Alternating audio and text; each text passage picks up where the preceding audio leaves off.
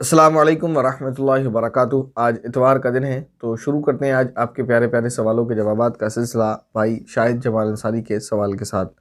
सवाल है उनका, अस्सलाम वालेकुम मुफ्ती साहब। वालेकुम अस्सलाम वरहमतुल्लाहि वबरकातुहू। कह रहे हैं कि आपकी वीडियो बहुत पुरानी है, कोई बात नहीं, हमें तो अच्छा दीन की बातें खूब सुनने को मिले। मुफ्ती साहब, ज़्यादा मजाक करना चाहिए, मजाक कैसा होना चाहिए शरीयत के हिसाब से? किसी की पुरानी आदत हो तो क्या करें? मजाक देखें, इसमें दो चीज़ों का ख्याल करना है। मजाक आप कर सकते हैं, जायज़ है, लेकिन इससे किसी का दिल ना दुखे, ऐसा मजाक ना करें आप कि आप उसकी जो है हैयत, उसके चेहरे का, उसके रंग रूप का मजाक उड़ाएं, या उसके पैसे के एतबार से उसका मजाक उड़ाएं। मजाक से किसी को खुश करना मकसद होना चाहिए, लेकिन किसी का दिल नहीं दुखना चाहिए। पहली बात तो ये। दूसरी बात यह कि मजाक ऐसा भी नहीं होना चाहिए कि इस मजाक और हंसी और दिल लगी की वजह से थोड़ी सी दीन से गफलत हो जाए। दुनिया में है, इंसान इतना मशगूल हो जाए कि हंसी मजाक में लगा रहे, संजीदगी उसकी खो जाए। लोग ये कहें कि ये तो बस ऐसा ही है और जो फ़नी टाइप का आदमी है, और ये कोई संजीदा आदमी नहीं है, तो इंसान की अपनी हैसियत डाउन हो जाए, इतना भी मजाक नहीं करना चाहिए। दूसरा सवाल है, मोहतरम नाज़िर अहमद का सवाल कर रहे हैं, अस्सलाम वालेकुम मुफ्ती साहब। वालेकुम अस्सलाम वरहमतुल्लाहि वबरकातुहू। अगर कोई शख्स बेदार हो और वो अपने कपड़ों पर तरी महसूस होती हो, लेकिन यकीन नहीं हो, और वो तुरंत बाथरूम जाकर देखें तो पजामा खुश्क हो, तो क्या हुक्म है? तो फिर खुश्क है तो फिर कोई हुक्म नहीं है। जब उस पर ना निशान है ना तरी है और ख्वाब भी उसे कोई याद नहीं है, तो वो पाक ही समझा जाएगा।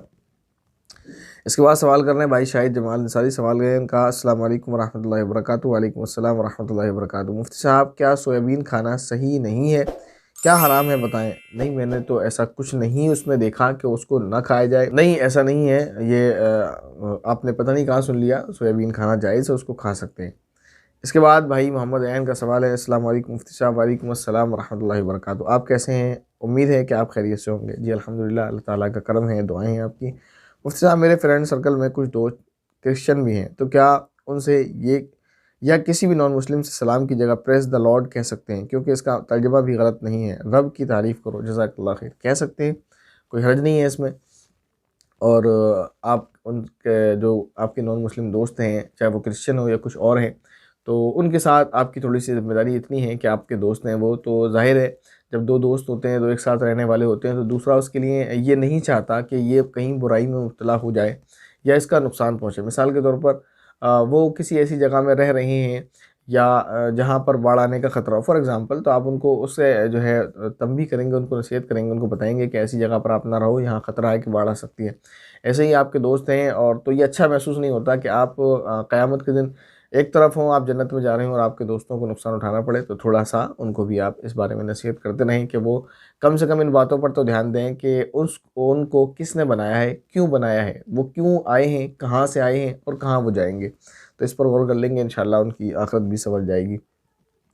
इसके बाद सवाल किया एक भाई ने, नाम उन्होंने नहीं लिखा है। सवाल उनका, अगर किसी मुसीबत के चलते परेशानी की वजह से रोना आ जाए तो क्या नमाज हो जाएगी? प्लीज़ रिप्लाई करें। नमाज में रोने के ताल्लुक से एक उसूल बताया था, वो यही है कि अगर दुनियावी परेशानी की वजह से कोई रोता है, अब वो किसी मुसीबत की वजह से रोता है, किसी भी वजह से, अगर दुनियावी परेशानी की वजह से रोता है, तो फिर अगर वो रोना बाआवाज़ है, नहीं आवाज़ के साथ है, तो फिर नमाज फासिद हो जाएगी। और अगर उखरवी परेशानी की वजह से रोता है, नहीं अल्लाह के खौफ से, क़यामत के खौफ से, जन्नत के शौक़ से, या किसी और वजह से रोता है, तो फिर उस रोने पर कोई हर्ज नहीं है और नमाज में कोई फ़र्क नहीं पड़ेगा। इसके बाद भाई नाज़िर अहमद सवाल कर रहे हैं, अस्सलाम वालेकुम मुफ्ती साहब। वालेकुम अस्सलाम वरहमतुल्लाहि वबरकातुहू। बाहर दुकान से हम जो कुछ या जो 10 रुपए में भुजिया आती आती है, उसमें अच्छा भुजिया आता है, उसे अगर जायफ़ल डाला हुआ हो तो क्या खा सकते हैं? हमें मालूम भी ना हो जिसमें जायफ़ल कितनी क्वांटिटीज़ में डाला गया है। परेशान होने की ज़रूरत नहीं है, आप बिल्कुल आराम से खा सकते हैं। जो आमतौर पर मार्केट में जो आलू भुजिया या चिप्स या आपके जो कुरकुरे वग़ैरह आते हैं, सब खा सकते हैं आप। इसके बाद एक बहन है या भाई है, पता नहीं, आसिया शेख लिखा है शायद। सवाल है उनका, ब्रेड और बिस्किट में यीस्ट डाला जाता है, जब वो यीस्ट डॉ के ग्लूकोज को लेता है तो वो कार्बन डाइऑक्साइड नाम की गैस और अल्कोहल या शराब या ये चीज़ें पैदा करता है, ये वो ब्रेड के अंदर देता है। मेरे समझ में नहीं आया कि कहना क्या चाह रहे हैं। जब वो यीस्ट डॉ यानी गूंदने के बाद ग्लूकोज को लेता है, कौन? कोई आदमी, कोई इंसान, कोई काम करने वाला, तो फिर वो उसमें कार्बन डाइऑक्साइड नाम की गैस और अल्कोहल या शराब, वो खुद इसमें शराब और अल्कोहल वगैरह मिलाता है। तो ज़ाहिर है अगर वो सराहतन ये चीज़ आपको पता है, वाज़ेह पता है कि यानी यीस्ट के गूँधे हुए आटे में, आटा ही उसको कह लें गूँधने के बाद, उसमें वो उसको शराब को डाल रहा है, या जिसको आपने इंग्लिश में अल्कोहल, हिंदी में शराब लिख दिया, तो अगर वो खुद इसको डाल रहा है और वो नापाक और नाजायज़ और हराम चीज़ है तो फिर बिस्कुट हराम हो जाएगा।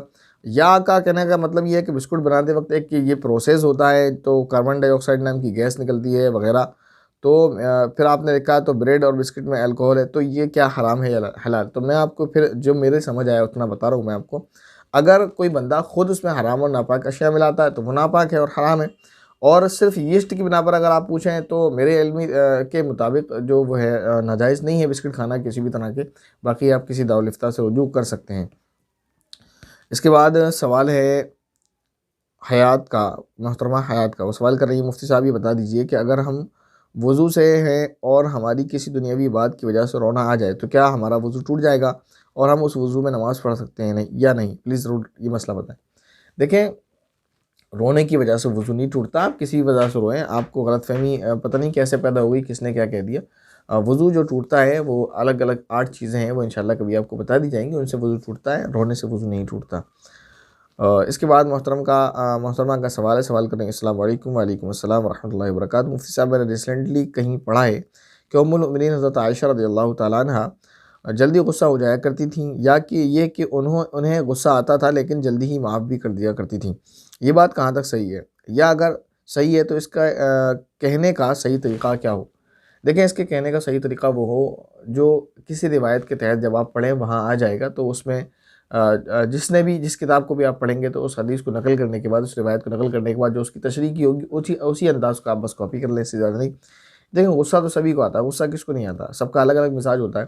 तो बस ये है कि इसमें अपने अल्फाज को थोड़ा सा संवार कर एहतराम किया जाए, इस्तेमाल किया जाए, कहीं ऐसा ना हो बेएहतरामी हो जाए, थोड़ा इसे एहतराम के साथ।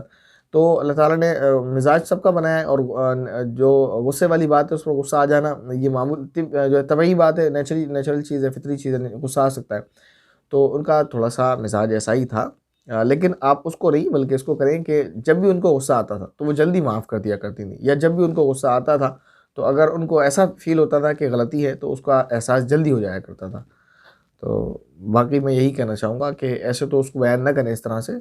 जहाँ वो रिवायत आएगी इस किसी तरह की, जैसे कि अल्लाह के नबी सल्लल्लाहु अलैहि वसल्लम की नाराज़गी के ताल्लुक़ से एक रिवायत है कि अल्लाह के नबी सल्लल्लाहु अलैहि वसल्लम से नाराज़ होती थी हज़रत अम्मा आयशा रज़ियल्लाहु तआला अन्हा।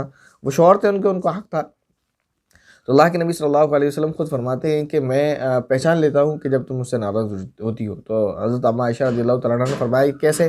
तो फरमाया कि वो इस वजह से कि जब तुम मुझसे राज़ी होती हो तो कसम खाती हो कि रब मोहम्मद की कसम, यानी मोहम्मद सल्लल्लाहु अलैहि वसल्लम के रब की कसम, और जब मुझसे नाराज़ होती हो तो कसम खाती हो रब काबा की कसम। तो इस तरह से मैं पहचान लेता हूँ, शायद कसम के यही अल्फाज है, बाकी अगर मुझसे भूल चूक हो रही तो कोई बात नहीं। आप जहाँ पढ़ें या जिसको इल्म हो तो उसको फोकस करें। लेकिन मेरा बताने का मकसद ये है कि अल्लाह के नबी सल्लल्लाहु अलैहि वसल्लम भी, नबी पाक सल्लल्लाहु अलैहि वसल्लम हज़रत अम्मा आयशा रज़ियल्लाहु तआला अन्हा की नाराज़गी को बखूबी पहचानते थे। तो ऐसा नहीं है कि इसको यानी इन रिवायात को जब बयान करेंगे आप तो उसी अंदाज से आप बयान कर लें, बस बाकी इससे मैं ज़्यादा कुछ नहीं कहना चाहता। इसके बाद सवाल है मोहतरम शाहिद जमाल अंसारी साहब का, सवाल कर रहे हैं। माशाअल्लाह सुब्हानअल्लाह अल्हम्दुलिल्लाह। मुफ्ती साहब, आपको दिल से अस्सलाम वालेकुम। वालेकुम अस्सलाम व रहमतुल्लाहि व बरकातहू। अल्लाह ऐसे ही आपको खुश रखे और खूब अच्छी सेहत दे और खूब अच्छी दीन की दावत देते रहें। अल्लाह ऐसे ही आपको दीन की दावत देते अल्लाह आपको दीन की दावत देते रहें। कुछ मिस हो गया शायद, आमीन। मुफ्ती साहब ये बताएं, नमाज में रुकू या सजदे की तस्बीह कितनी मरतबा पढ़ी भूल जाएं तो क्या नमाज में गलती क्या लिखा है, गलती सवाब में कमी तो नहीं हो पाएगी? थोड़ा ध्यान रखा करें, थोड़ा थोड़ा कभी कभी मिस्टेक हो जाता है। सजदा और रुकू की 3 तस्बीह या 5 या 7 मरतबा पढ़नी चाहिए, बताएं। ये कहना ही चाह रहे हैं कि अगर गलती हो जाए यानी भूल जाए, याद ही नहीं कितनी मरतबा पढ़ा है, तो नमाज हो जाएगी, नमाज हो जाएगी। दूसरा सवाल ये कितनी मरतबा पढ़ना चाहिए, तो कम से कम 3 मरतबा, बाकी आपकी मर्ज़ी है।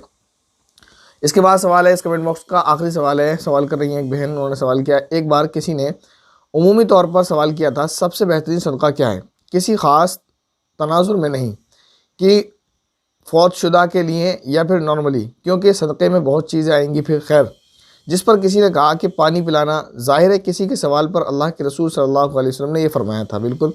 लेकिन मैंने ये कहा कि ये भी सही है, लेकिन समझने वाली बात यह है कि सबसे बेहतरीन सदका वो है जिसकी ज़रूरत हो। मसलन हमारे पास कोई भूखा आए तो हम उसे खाना खिलाएंगे क्योंकि यही ज़रूरत है उसकी, ना कि इस हदीस से इस्तेदलाल करते हुए भूखे को पानी पिलाएंगे। उम्मीद है कि आप बात समझ जाएंगे। मुझे ये बताएं कि किसकी बात कहाँ तक सही है।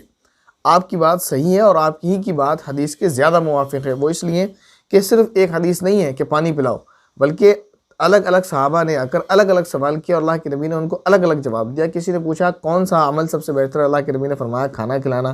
किसी को कहा वक्त पर नमाज़ पढ़ना, किसी को कहा वालिदैन की खिदमत करना। अलगद ये कि सबको अलग अलग बताया। वो वजह क्या, मुहद्दिसीन यही कहते हैं कि इससे तो हदीस में जो है तज़ाद पैदा होता है। कोई हदीस कुछ कह रही है कि सबसे बेहतरीन अमल ये है, कोई हदीस कुछ कह रही है। तो मुहद्दिसीन इसका जवाब ये देते हैं कि अमल वो बेहतर होता है जिसकी उस वक्त ज़रूरत होती है। और नबी पाक सल्लल्लाहु अलैहि वसल्लम ने जिसने सवाल किया साइल की ज़रूरत को महसूस करते हुए या फिर उनमें कमी को देखते हुए। मसलन कोई शख्स अगर वालिदैन के हक़ में कोताही कुछ करता था, अल्लाह के नबी समझते थे कि वालिदैन के हक़ में कोताही कर जाता है, तो उनको वो नसीहत की कि वालिदैन की खिदमत ये सबसे अफजल है। किसी के बारे में अगर ये अल्लाह के नबी को महसूस हुआ या जानते थे अल्लाह के नबी सल्लल्लाहु अलैहि वसल्लम कि नमाज़ में थोड़ी सी जो है, तो फिर उनको ये कहा कि नमाज़ वक्त पर पढ़ना, तो या भूखों को खाना खिलाना। तो ये तमाम रिवायात जो हैं, ये जो आप कह रही हैं ना, वही बात है कि आपने जैसे लिखा है कि चलें आपके अंदाज़ में पढ़ के बताते हैं। आपने कहा कि सबसे बेहतरीन सदका वो है जिसकी ज़रूरत हो। मसलन हाँ, बस यही है, सबसे बेहतरीन अमल वो है जिसकी उस वक्त ज़रूरत हो। मसलन इस वक्त सर्दियाँ चल रही हैं, तो सर्दी में शरबत पिलाना जो है सवाब का काम नहीं है कि आप सबको रास्ते में खड़े हो जाएं और रूह अफ़ज़ा का शरबत बना लें और लोगों को पिलाएं कि साहब इसको रूह अफ़ज़ा को पीने से दिल को सुकून होगा, कल्ब को राहत मिलेगी। नहीं, बल्कि इस वक्त आप स्वेटर, टोपी और गर्म दस्ताने, मोज़े, जूते और जैकेट्स और कंबल तकसीम करें, ये ज़्यादा सवाब का काम है। तो सबसे बेहतरीन अमल, सबसे बेहतरीन सदका वही है जिसकी उस वक्त ज़रूरत हो। तो बस यही कहना चाहेंगे आपसे, जो आपने कहा वही बात आपकी दुरुस्त है।